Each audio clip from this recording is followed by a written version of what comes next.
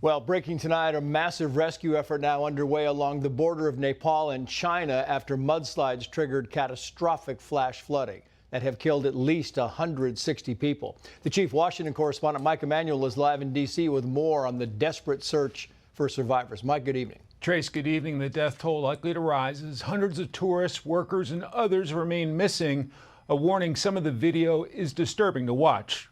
The footage shows roads destroyed and buildings buried by extreme flash flooding. Water rushing down the mountains, wiping out everything in its path. The U.S. Geological Survey says the landslide was the equivalent of a 5.2 magnitude earthquake. Officials say at least 344 nationals are missing, and that reportedly includes 47 Americans. The incident taking place on the Himalayan border between Nepal and China-controlled Tibet. First responders reacted quickly to save lives of those who could be saved. A pilot describing the horror of this natural disaster.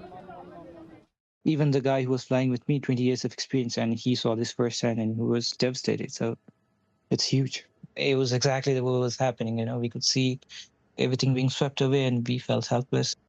Secretary of State Marco Rubio says the United States stands ready to support Nepal with needed humanitarian assistance. Trace? Mike Emanuel live for us in D.C. Mike, thank you. Let's bring in Fox weather meteorologist Ari Sarsalari. Ari, I don't know. I was looking at the pictures. I mean, again and again, I don't know what happened. It seemed like a lot of these people were just absolutely taken off guard. What do you make of this?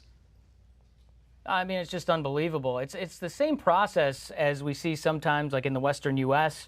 Sometimes if you got a burn scar and you get a lot of rain that's up in the high terrain, all of a sudden all this water starts rushing down. But, the idea is this is the Himalayas. The mountains are so ridiculously high.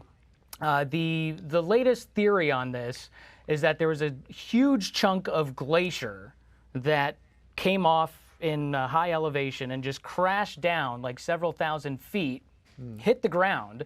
And when it did that, it was like down in the riverbed, and that created basically like this huge tidal wave that came all the way down. So, I mean, you can just imagine the force of gravity there when you're dealing with mountains this high. Yeah, it's one of those things, Ari, where you look at this and you think, oh, my goodness. I mean, with the water, the water and the mud, they do immense damage. And when we talk about this all the time, when you talk about some of these events like tornadic activity, it's not the wind as much as the stuff inside the wind doing the damage. Same thing here, going to be very hard for rescue and recovery.